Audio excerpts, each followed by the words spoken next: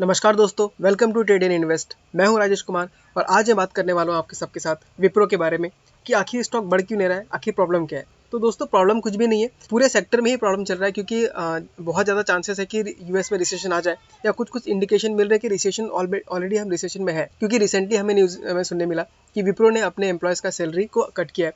साथ ही साथ गूगल हो, फेसबुक हो, बाकी जो भी टेक कंपनीज है वो सारे अपने एम्प्लॉयज़ को नौकरी से निकाल रहे हैं। तो ये सभी हमें इंडिकेशन देते हैं कि फ्यूचर में थोड़ा ग्रोथ स्लो हो सकता है आईटी कंपनीज के लिए।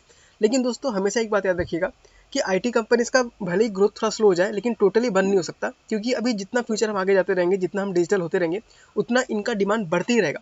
तो शॉर्ट टर्म में भले ही हमें पेन मिल रहा है, जो भी दिक्कत देखने मिल रहा है, अगर हम इस मैनेज कर पाए इस पेन को, तो हमें फ्यूचर में काफ़ी अच्छा खासा रिटर्न मिल सकता है। तो दोस्तों देख लेते हैं उसके बाद क्या है। और ऐसा नहीं कि ये रिसेशन, ये वार, ये फर्स्ट टाइम हो रहा है, पहले बहुत बार भी हो चुका है। और उन सब बार में भी ये जो जितने भी आईटी कंपनियां हैं वो सब उसको ओवरकम करके हमें नया हाई बनाते हुए हमें मिलता है। और विप्रो का गिरने का या बाकी आईटी का गिरने का एक रीज़न ये भी है कि ये लोग जब पिछले कोविड के टाइम में बहुत ज़्यादा ग्रोथ कर गए थे, इनका जो वैल्यूएशन था बहुत हाई हो गया था, इसलिए इन्हें डाउन आना पड़ा। तो अब देख लेते हैं टेक्निकल आखिर क्या दिखाता है। तो यहाँ पे अगर मैं डेली चार्ट में देख रहा हूँ तो मुझे दिख रहा है कि स्टॉक जो है फिलहाल वो 200 डीएमए के नीचे चल रहा है, जो कि काफ़ी बेयरिश दिखाता है। अगर आरएसआई पे देखूँ तो आरएसआई आपका 36 पे चल रहा है, अगेन काफ़ी ओवरसोल्ड रीजन में है और मतलब इस स्टॉक में फिलहाल स्ट्रेंथ नहीं है। लेकिन अगर मैं यहाँ से देखने का ट्राई करूँ, लगभग इस जगह पे 377 या 380 के आसपास में इसने सपोर्ट लिया और उसके नीचे ही नहीं जा रहा है, उसके आसपास ही घूमते जा रहा है। अगर हम पीछे भी देखना चाहूँ, यहाँ पे अगर मैं पीछे देखना चाहूँ तो ये वाला इसका पहले रेजिस्टेंस की तरह काम कर रहा था और उसी रेजिस्टेंस पे आके वापस ये भी सपोर्ट ले रहा है। तो अगर देखा जाए कि क्या इस दाम पे हमें बेच देना चाहिए या लेना चाहिए, तो बेचना तो दोस्तों बिल्कुल भी नहीं चाहिए, क्योंकि यहाँ पे इसने सपोर्ट ले लिया है और बहुत ज़्यादा चांसेस है कि यहाँ से ये अप मूव ही दिखाए। और हम देख भी रहे हैं कि यहाँ पे सपोर्ट लेने के बाद ये बार ऊपर ही जा रहा है। तो अभी यहाँ पे सिंपल एक काम कर सकते हैं आप, धीरे धीरे अगर आपके पास पैसे हैं, आप इन्वेस्ट करने के लिए मान लीजिए आपके पास 10,000, 20,000, 30,000 जितना भी है, आप उसका 1/3 या वन हाफ पार्ट उसमें लगा सकते हैं। कुछ पैसा एक बार में सारा पैसा इन्वेस्ट मत कीजिए, धीरे धीरे उसमें एक्यूमुलेट करते जाइए। अब एक बार मैं देख लेता हूँ इसका वीकली चार्ट क्या दिखाता है। तो दोस्तों हम लोग जैसे वीकली चार्ट में आते हैं तो वीकली चार्ट में बहुत ही बढ़िया पैटर्न दिखा रहा है कि ये जो विप्रो है ये अपने हाई से इसने यहाँ पे डबल टॉप बनाया, उसका लगभग ये देखा है तो 45% डाउन हो चुका है, जो कि बहुत बड़ा डाउनफॉल है इस इतने बड़े कंपनी के लिए। लेकिन वही एक अच्छी बात क्या नजर आ रही है हमें कि ये जो है अपने 200 डीएमए के पास सपोर्ट ले रहा है। और जैसे कि हम जानते हैं, जो काफ़ी बड़े स्टॉक्स होते हैं, जो काफ़ी लिक्विड होते हैं, वो स्टॉक्स नॉर्मली 200 डे के पास सपोर्ट लेते ही हैं और कोई भी इतने टाइम तक 200 डीएम पे मूव नहीं करता रहता, उसके बाद वो ऊपर जाता ही है या बहुत हाई चांसेस रहते हैं जाने का। अगर मैं यहाँ पे देखूँ आपका आरएसआई, तो आरएसआई भी हमको अपट्रेंड में आराम से दिखाई दे रहा है। यानी कि अगर मैं देखूँ तो आरएसआई ओवरसोल्ड रीजन से इस 40-60 के रेंज में आ रहा है, यानी वो रेंज शिफ्ट कर रहा है। तो हमें प्राइस भले फ्लैट दिख रहा है लेकिन आरएसआई हमें स्ट्रेंथ बनते हुए दिखाई दे रहा है। तो हमें सिंपली करना है, अगर आपने खरीद के रखा तो बेचिए मत और धीरे धीरे एक्यूमुलेट करने का ट्राई कीजिए। अगर नहीं करना तो छोड़ दिए, अभी मत बेचिए, आपको डिविडेंड तो मिल ही रहा है, डिविडेंड लेते रहिए और जब रिटर्न देगा तब आप भले निकल जाइएगा, लेकिन अभी स्टॉक से बाहर नहीं निकलना है। अब एक बार देख लेते हैं कि आखिर FIS DIS क्या कर रहे हैं और रिटेलर्स क्या कर रहे हैं। यहाँ मैंने टिकर टेप ओपन कर लिया है और यहाँ पे सीधे हम लोग चलते हैं होल्डिंग्स में।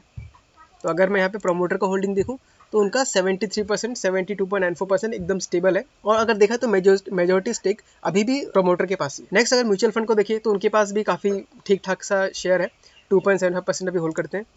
DIS का अगर देखें तो उन्होंने पिछले 2 क्वार्टर में, सितंबर क्वार्टर और दिसंबर क्वार्टर में, अपना होल्डिंग काफ़ी अच्छा खासा इंक्रीज किया है, जो कि 5% के आसपास ला दिया है, जो कि पहले लगभग 0 के आसपास था।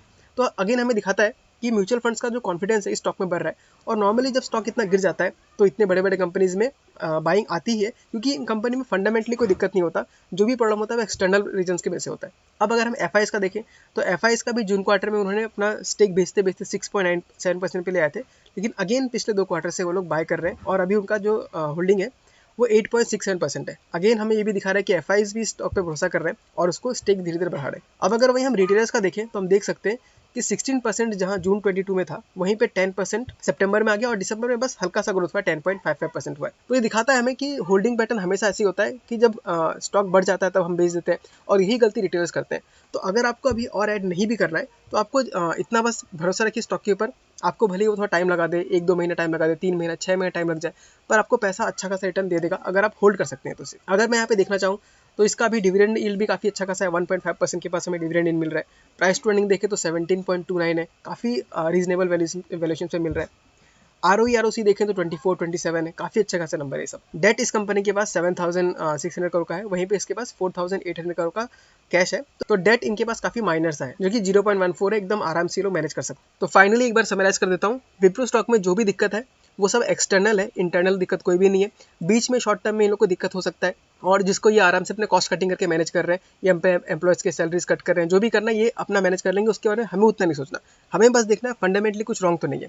दूसरा हमें देखना है, अगर हमें बाय करना है अभी, तो इस रीजन से जो कि 400 के नीचे हमें मिल रहा है, इस पर हम धीरे धीरे करके एक्यूमुलेट कर सकते हैं। अगर एक्यूमुलेट नहीं करना है तो आराम से बने रहिए, इसमें आपको स्टॉक अच्छा खासा रिटर्न देगा।